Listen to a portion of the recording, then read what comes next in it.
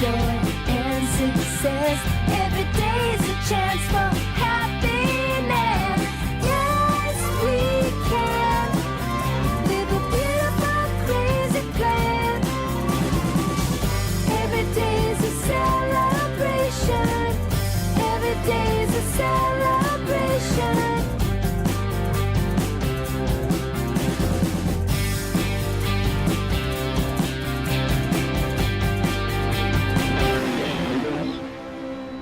Hello and welcome to the Great Song Adventure. My name is Paul Zollo, here with my co-host Louise Goffin. Hey Louise.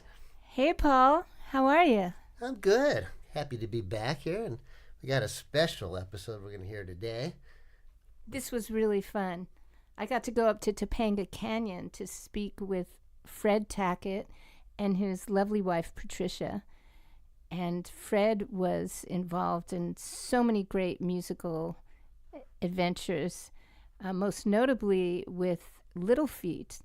But he does tell incredible stories of how he got there. And actually, Jimmy Webb was a really big part of him coming to L.A. So we did get to sit in their house in Topanga, where there was a lot of history just in the house. They said Lowell George had at one point lived in the little room that was below where, you know, they used to keep chickens down there, where he said he got the idea for Dixie Chicken from that. Cool. And there was a whole lot of famous musicians coming and going in that era and actually in that house. Wow. So it's a fascinating conversation. Yeah, it's so great that you got to talk to him. And when you think of Little Feat, you just think of great musicianship and great songwriting. Such talented people. It sounds great to listen to now. You know, we go back and listen to old records, and these really hold up. They sound so refreshing. It's also quite interesting because the way I met Fred is I was playing in Woodland Hills. I was sitting in with my friend Dylan O'Brien's band, and he was in the audience, and I just assumed, oh yeah, great guitar player. He's here with all these other great musicians to see them. And what happened that night is he had a house guest from northern Scotland, and his house guest said, come on, Fred, it's my last night here. Let's go out. So they just went out anywhere. They checked out this new club called the Write-Off Room in Woodland Hills. And that's why he was there. And I met his Scottish friend who was going home the next day, and he hosts house concerts. So then I was about to go to England and actually went to Scotland and played in Fred Tackett's house guest's home.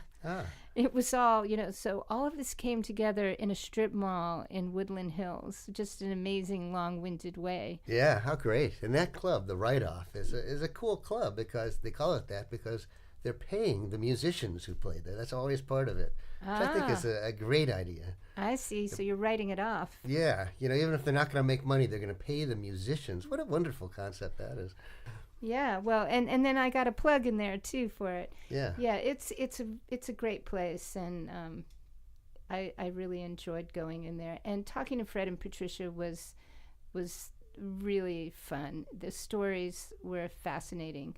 And interestingly, where we start is something that all musicians really have to deal with, but it was how we deal with travel was the starting point, because I had just had a really rough flight. It was actually the flight to Scotland that was rough, because it was a plane that got canceled, and they didn't have another plane for 3 days from Bristol to where I had to go. And that started off us talking about how he would carry his guitar, how he would manage to fit all the instruments in his suitcase for air travel, and that was the starting off point. So here we go.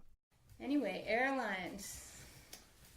It's just the worst. It's the worst part of the gig. We always, there's a cliche that we get, you know, we play the music for free and we get paid for the traveling, because that's really true. Yeah, yeah. It's true that there's a lot of love involved in doing what we do. Yeah. Because we would have stopped doing it a long time ago if it was because of rewards. Yeah, people like always are willing to play, you know. It's just what do you got to go through to to do it. You know, even if it's like for your friends doing a thing. What do I got to go through?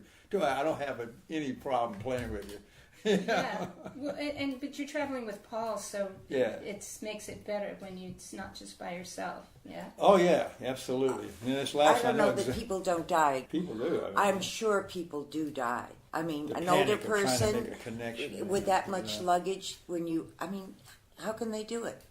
I remember it was like 9/11, after 9/11, about 3 months, and going from Europe to JFK, you had to carry your luggage over a bridge. I'm okay with this, but how can people do it? I mean, how can you ask people? Yeah. We had a gig like yours the other day with Paul and I. Somehow we managed to. We had this thing up in Camp Cripple Creek up in Woodstock area where the guys in the band used to be in the Levon's band, Larry and Teresa Williams and Jimmy Weeder and all those guys that play in this band called The Waitt. And so they have a little fan event called Camp Cripple Creek, and Paul and I were there for 4 days doing that, and it was all acoustic. But for somehow we managed to book a gig in New Jersey, like a couple of days before. That was an electric gig with what we call the Funky Feet, which is 4 guys, bass and drums, and Paul and I doing what we normally do. So anyway, all of a sudden Paul goes, "We got to bring acoustic stuff and electric stuff on this gig," you know. And I'm like, "Oh man," because there's no crew, there's nobody, there's no bus, it's just me and Paul, and then the drummer and the bass player. What'd you do? Out of town. I had an electric guitar strapped on my back, all my pedals, there's little pedal boards and cords in the suitcase. What about the trumpet? The bag? Trumpet this time? I didn't bring a trumpet. A bag, the mandolin on top of the bag. So suitcase, bag, mandolin in this left hand, my big acoustic guitar case in this hand, and the electric guitar on the back. And it was like a rented mule, man, like going through that airplane. No airplane, though? Or there was? Yeah, there was airplanes involved, definitely. It was definitely... So excess baggage, because you couldn't check everything and they have a minimum of... Oh, I always have it. We always have. I always have to pay. It's another 60 at least. Yeah, it's always like 60. So, you know, so I usually check the acoustic guitar, carry the mandolin on, you know, praying they're not going to destroy it. And then this time I had the mandolin and the electric. So it's like, okay, I'm turning the electric in at the gate, and you take it, and then they'll like give it back to you at the gate, and then you trudge back. So I know what you mean. It was like, "Paul, I don't know how we're going to do this, man. You know, how are we going to get to the rental car place, man?" You know? Yeah. Like trying to get it on a bus, you know, a bus to go to the rental car place, which was in another city practically. You know, you had to leave the airport, drive down the regular streets to some other part of town where the Hertz place was, or where we got our car. And it was like, oh my God, getting that thing on, all this stuff onto the shuttle with all these other people that wanted to get on the shuttle and go to the rental car place. It was a nightmare. Yeah, it's a lot of work. It becomes harder and harder. Yeah. So I'll just say that I'm sitting here with Fred Tackett and Patricia, and I'm sitting in their lovely house up on top of the hill in Topanga Canyon, and it's very magical in here. In so many ways. There's stained glass. It's like a big tree house, really. It's a garden. We're surrounded 360 degrees by a garden. Yeah. We're slaves. They've taken over the hillside, universe. so you can never see the whole thing. It's lovely. Yeah, and we kind of got out here way back in the early days when Neil Young was still living out here, and some of the guys from the Byrds and some of the, Bernie Ledden lived down the street. So there was a lot of musicians and a lot of actors. Wes Tamplin. Right. Linda Ronstadt lived here, and she was chased out by the first major flood. In Topanga Canyon. Yeah. One of the where the roads were all closed out. Amanda said, "I've had enough." Wearing slips when she made wearing slips popular. Yeah, I remember like that. It was the early '80s. Yeah, very pretty. I like that idea. All shot out here in Topanga. Those photographs. Camisoles. So yeah, everybody had discovered that you could come out here and play music, and people, weren't going to get upset about it. Now it's totally changed. You can't even play music during the day without somebody getting upset about it. Interesting, even up here. Yeah, people pay exorbitant prices now for these houses. We paid way less. Yeah, if you hold on to it long enough. It's all a bunch of hippies, We were like barely the 70s. We were It was like 21 and 70, 22. You know. So, you know, we've raised a whole family, and now the grandkids are growing up here. So it's really great. But, you know, people buy houses here now, and they're really, you know, they're all of us, they're all like falling down the hill, everything out here, you know, because that's just the nature of the beast. It's all built on ancient landslide, you know. So they get out here and they spend all this money, and then they realize that they're in this, you know, garden shed. They pay $1 million for it. It leaks, and so then someone starts playing the guitar next door. It's like, shut up! Yeah, I mean, I grew up in Laurel Canyon, and I was surrounded by musicians on every side. Yeah. They were just it was, whose studio are we going in today? You know, behind, next door, across the street, or you have to get lucky, you know, and I'm sure it's not the same now. It's Right kind up of an from Wonderland attrition Avenue rate of School, and people Frank Zappa was down around the corner. Yeah. And, in Laurel. the guy from But Three people Dog kind Night of was peel across off if they can't stand the rain or the road closures the or road. Yeah. floods. Jim Morrison lived around the corner from us in Laurel Canyon, and we would get up and be taking our daughter down the street to elementary, and there'd be these little hippie girls that had been, you know, psychotic on, you know, all kinds of drugs, just wandering the streets at 8 in the morning from Jim Morrison's house around the corner. Is like, more than once we had to call like psychiatric units to come out and, you know, because these people didn't know where they were or anything. You know, it's like, I don't know where I am. Where am I? We were like very straight in a world of craziness. I mean, not that we were that straight, but we were. Comparatively speaking. To everybody else, we were just... Everybody else was out of their mind. Like, here we are, married for half of 100 years. Yeah. Congratulations. That's an accomplishment. Yeah, and still have fun. It all comes from Jimmy Webb. Jimmy Webb was the whole thing for us, because I was playing as musical director for a Filipino comedy singing group called the Highbrows in Honolulu, in a bar that had open air, so you could walk down the street and see what was going on. And I was playing "Ode to Billy Joe," which had just been out, and everybody was like, "Wow, what a great song that is!" Right? And so I'm playing it as an instrumental. And Jimmy had just gotten his first money from Up and Away in My Beautiful Balloon, and by the time I get to Phoenix, and he was like, went to Hawaii with his buddy of his, and he's walking down the street and he hears me like playing, you know, just soloing on top of the changes of Ode to Billy Joe, and he knows it. He goes, "That's Ode to Billy Joe," and his buddy goes, "No, it isn't," because it doesn't. I'm not playing the melody. But Jimmy goes, "Yeah, it is. I'll bet you $5, you know." So these guys come running into this gig, and they go, "Well, what song? That song you just played?" I said, "Ode to Billy Joe," and the guy goes running back out, and so I, you know, going on, I play the gig. About the last set, these guys come back in, and they're all dressed in white. Jimmy's all dressed in white, the total like you know, Tiger Beat New looking Prince. guy, Prince of Hollywood dude, you know.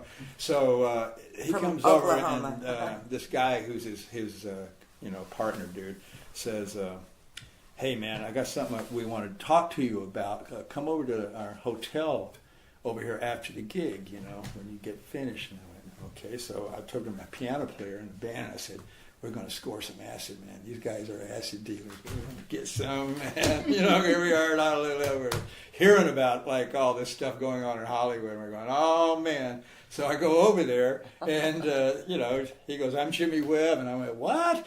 Yeah, because I had already discovered him. I said, "Who wrote this song and this song, man? You know, they're both, these are great tunes, man." And everybody was talking about Up and Away and what a, you know, cool chord changes it had and everything.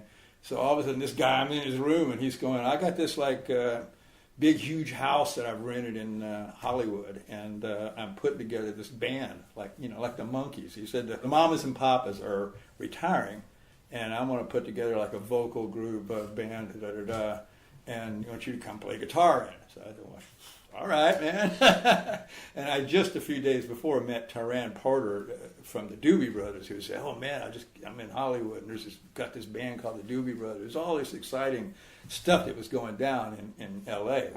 And like I've told people, that there was this magical time that Frank Zappa talks about before A&R men even existed, where you could walk into Liberty Records or any place and have a band and say, you know, "I got a band, and give me a deal," and they would give you a record deal. You could do anything, you know. You could be, and it was that kind of a magical time. Before so I got A&R. off the airplane. Before A&R guys. Yeah. Control. Zappa does a whole bit that's just great about this guy coming in dressed up like a hippie. And I know what these kids like. You don't have to, to the old record company guy. You don't need to talk to these kids. Let me talk to them. I'll get the right ones and all that. And I'm like, yeah, go ahead, man. So that was the end of it, man. Now you had this dude in between you and the guy.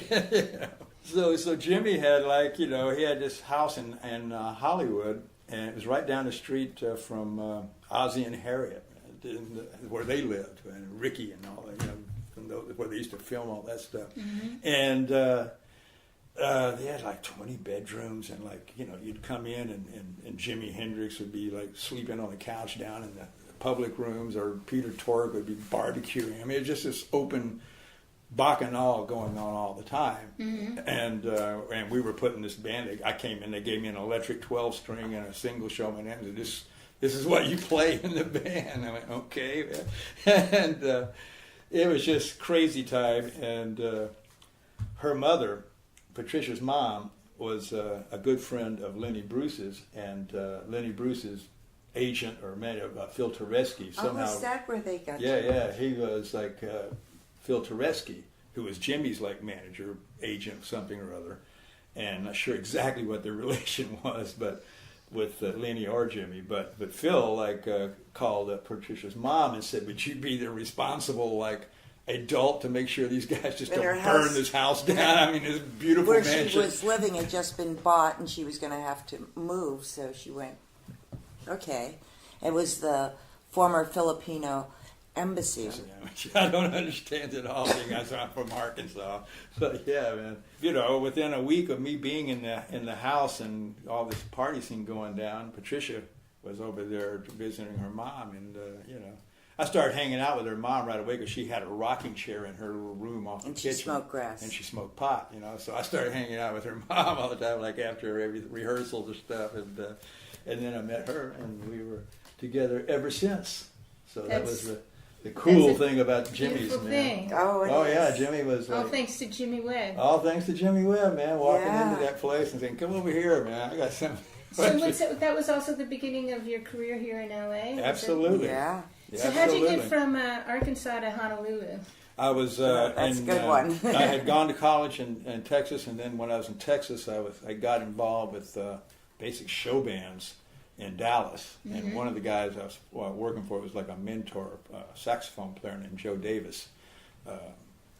Got a band. We opened up a club in Oklahoma City. It was like a college because we had floor shows of these kind of grade C acts. It was three jacks and a Jill, and acts like that, and magicians and comedians, all these different people, and they'd bring in a book, and we were a quartet. And singers. Yeah, and singers, yeah.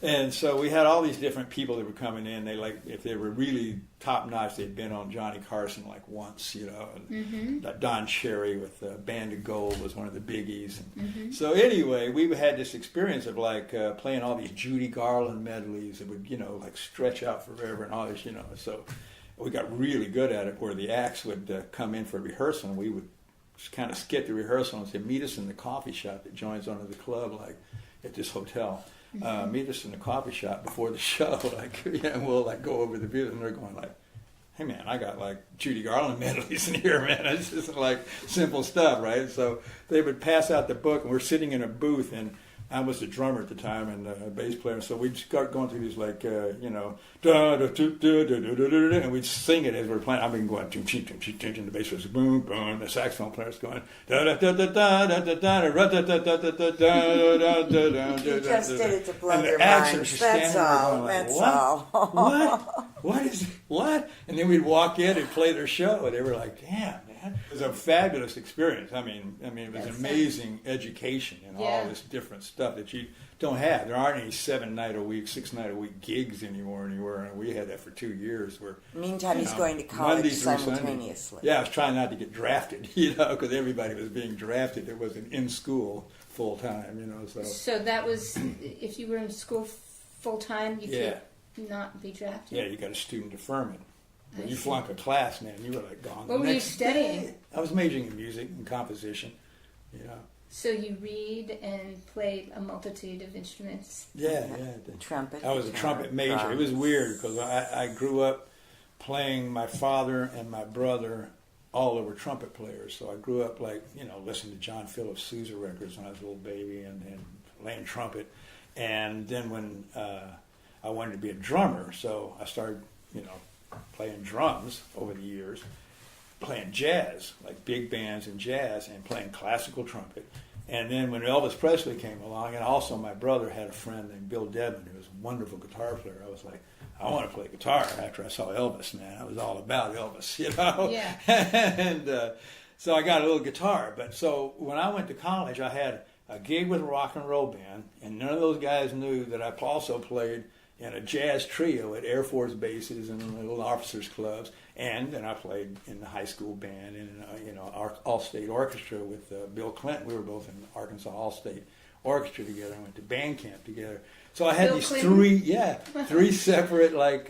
three separate instruments, and none of them coincided. And I go off to college. I was majoring in trumpet and composition, but I had my scholarship was for playing drums, for the dance band and through cocktail parties, faculty parties, whatever. That's how I got paid I paid my bills. So I go up to Oklahoma City with this guy in this show band, and he comes over to my house and in my apartment and saw my guitar and said, "Whoa, what's up with the guitar?" And I said, "Oh, well, then I play the guitar." And he's like, "Wait a minute. No. I said, "Now you're going to play." It was when Bossa Novas first got started. He says, "You're going to play, Shadow Your Smile on the trumpet, and I'll play the drums, and you're probably going to come out and do a feature on Shadow Your Smile, and then you'll play the guitar, and we'll do a little rock thing, and we'll do this." And that was the first time anybody made me combine all of them into one kind of deal, like I did with Little Feat. It's mostly guitar playing, but every once in a while I pick up the trumpet. So how did you get from all of that to Little Feat? The Filipino band came while he was playing and said, "Would you come with us around the world?"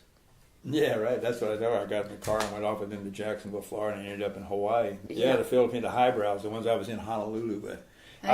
They were one of the acts that came through Oklahoma City.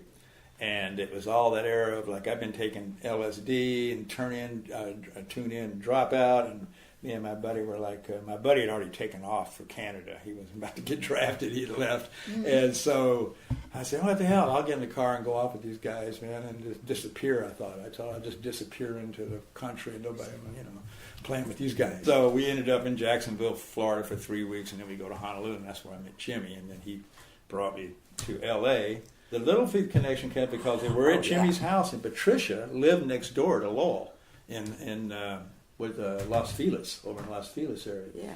And she brought him over. At the time, he only played sitar. And so I came downstairs, and he was sitting in the living room all dressed in white with a sitar, right? He studied at Ravi Shankar's school, and he was all about that. And I said, "Hey, man, we could tune this sitar into some funny, we could get this thing and play some really psychedelic out music." And he was like, "Oh, no, I only play sacred Indian music, this thing." I went, wow. And 3 weeks later, he was in the Standells and doing Dirty Water. This is the guy with a sense of humor, man. And then he was in the Mothers of Invention. So that's how we met him. He came over to Lowell, to Jimmy's house. He played in the Mothers of Invention? Yeah, Lowell was in the Mothers of Invention for a little bit until Frank said, "Get your own band." At that You're too point, good, get your own band. Yeah, there's a funny legend in the formation of Little Feat is that Frank fired Lowell because he wrote "Willin" and had a drug reference in it. But I really don't think that was the way it went down. I even saw an interview with Frank where he said, I supported that band to Little Feat for several months. They gave everybody in the band $50 a month, and they were being managed by Herbie Cohen, his manager and stuff. Mm-hmm. So it was more Lowell played a song to Frank, and Frank was like, "You ought to get your own group." I don't think it was "You're fired." It was you should played get. a Willin. Yeah, and at that time, he did not drink and he did not smoke. He went. But it makes a good story. This is the song Weed, that wax, got. and wine. Yeah, this is Not the at song that that point. got Lowell fired from the Mothers. Is the way the legend goes. But I believe that it was more. He was a lot more cooperative. Lowell wrote Dixie Chicken when he was living down in the chicken coop down here. Which is now Susanna's house. A whole little house. But it was a extended chicken coop at that point. a chicken coop. Yeah. And then Lowell and Elizabeth moved into it. They were like, Elizabeth, his wife, Lowell, and Patricia lived in a row, and Lowell started an affair with Elizabeth, the next door neighbor, who was married to our good friend, and they started coming out to Topanga and parking their Volkswagen bus in our driveway, for the weekend, So next thing you know, Lowell is like, they moved into the chicken coop. It was a funny time. I mean, this is when we first moved in there. Everything was falling down. I have a picture of this little tiny, before we had this fireplace, this little tiny Swedish oven, Dutch oven, whatever that. Swedish fireplace. Swedish fireplace. And Lowell's huddled in front of it with the thing. We had all these windows were open. I would not buy something I didn't really want, so we just put plastic over the windows. We had different windows than this, but the point was they were old-fashioned. I mean, we kind of built this section, and first windows I put in were sliding glass windows from. I know we really worked hard to get them. Yeah, display case windows. Display case windows. Sliding display case windows. That's crazy. Anyway, this place was. We were all out here. But it snowed. It snowed when we took out our windows. We're sitting here watching it snow. What year was that? Do you remember? 71 or 2. 71. We did Dixie Chicken in 72. Fool Yourself on that record. And that was, Lowell had already made 2 records before that. So, yeah, it was like 71. Two Little Feat records? Yeah, 2 little records before Dixie Chicken came. Oh, there's a lot of history, a lot of music history, personal history and music history. Yeah, there sure is, because Lowell, eventually rented a house right above us up here. Yeah. Up the hill. And it belonged to Philip Kaufman. I don't know if you know Phil Kaufman, but he was like Amy Lou Harris's road manager. May still be for centuries. I mean, forever. He's been her road manager. But he was Graham Parsons' guy. He's the guy that tried to burn Graham Parsons' body out in the desert, with Phil Kaufman. So anyway, he rented this house to Lowell, and I'm sitting there reading Helter Skelter, the book about Charlie Manson, and I looked, 11170 Horseshoe. I went, that's where Lowell is. I called Lowell. I said, Lowell, you're living in Charlie Manson lived in that place, and it wasn't even a house. It had a house that burned down. He was living in the basement. That is true. This happened a very long time ago. Yeah, a very long time ago. It's when the culture collapsed or was reborn, whichever Which one. it seems to be doing constantly now as well, too. Oh, yeah. So, once you were in Little Feat, were you starting to write songs with Lowell, and instead of just joining the band as the guitar player, really becoming... I started out writing Jimmy when I first started going with Jimmy Webb. One of his deals was that he was giving us like $75 a week, and basically we were supposed to be writers for his publishing company, and we would get, and I hadn't written any songs at all, ever. Yeah. So he would get us together up in this little room with his grand piano, and everybody would kind of either tinkle around the piano and play these songs, and he'd make you do it 6 or 7 times, and he's always extremely supportive. Oh, that's great, man. Do it again. Play that again. Oh, that's great. That's great. He was never giving you instructions on anything. But that got me into writing tunes, man, and starting to write songs. And so working with him, I had written Fool Yourself. And like I said, Lowell was a good friend of ours, so he was always hanging out. And Jimmy had a little studio in his house, so I did a demo of it and played it for Lowell. And we were all sharing tunes, and Lowell was trying to write Dixie Chicken that time. He just was walking around going, "Be my Dixie Chicken, I'll be your Tennessee Lamb." And that was all he had. But he kept saying, "Dig it, man. Be your Dixie Chicken, I'll be your Tennessee Lamb." I go, "Yeah, that's great, man." So he heard it, and he said, "I'm going to record it on this record."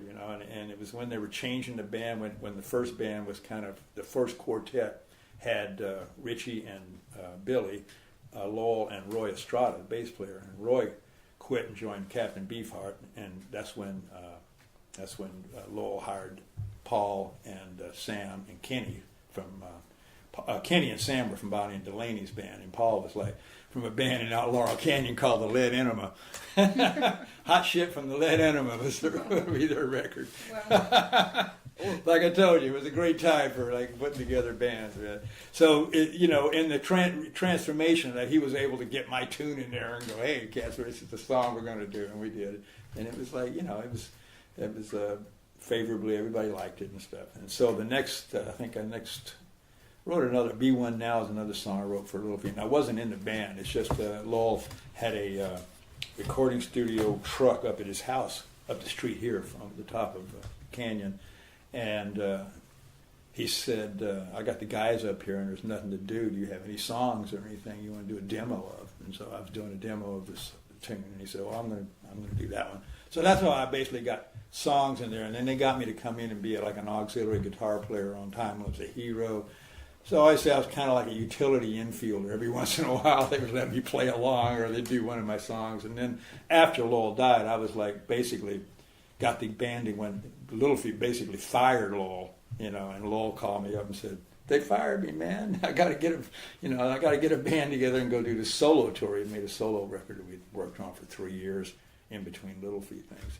So I was working as Lowell's musical director basically, and then he died on that tour, and everything just stopped for like 8 years. And So you were out there when that happened? Yeah. That must have been. Oh, it was horrific. So traumatic and Horrible. Oh yeah, it was like. I could see him forever, just standing in the hallway. It was like, I couldn't believe it. Yeah, it was terrible. It was absolutely terrible. And it was like the line, talk about time, man. We had it. He had died early in the morning, and so we had the whole day trying to get, cancel the tour and get airplane tickets back to L.A. and all this stuff.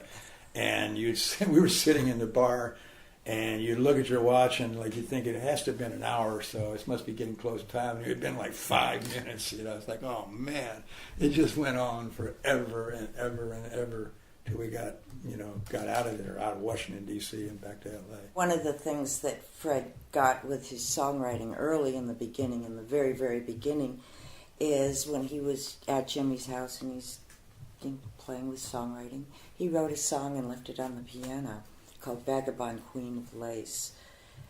And we're married. Yeah, it was definitely my most successful tune. He did that. He put it there for me to find. She found it. How about that for success? Yeah. Oh, there you go. See, the power of songwriting. That was one of my first indications of the real power of songwriting. You got the girl. Yeah, he got the girl. No, I was too shy to ask her. Well, that was Fred Tackett with his wife Patricia up in Topanga Canyon. That was a wonderfully lively talk. So many stories. He was in this rocking chair and kept rocking, and here I am recording, and I'm listening to these great stories, and I'm thinking, I hope the squeak to the rocking chair isn't making any noise. I always learn stuff too. I didn't know they fired Lowell George. Yeah, that was interesting. What I find fascinating is all of the stories that we hear. Even when Mike Stoller said the way he met Jerry Lieber was that a drummer who he worked with gave him Jerry Lieber's phone number.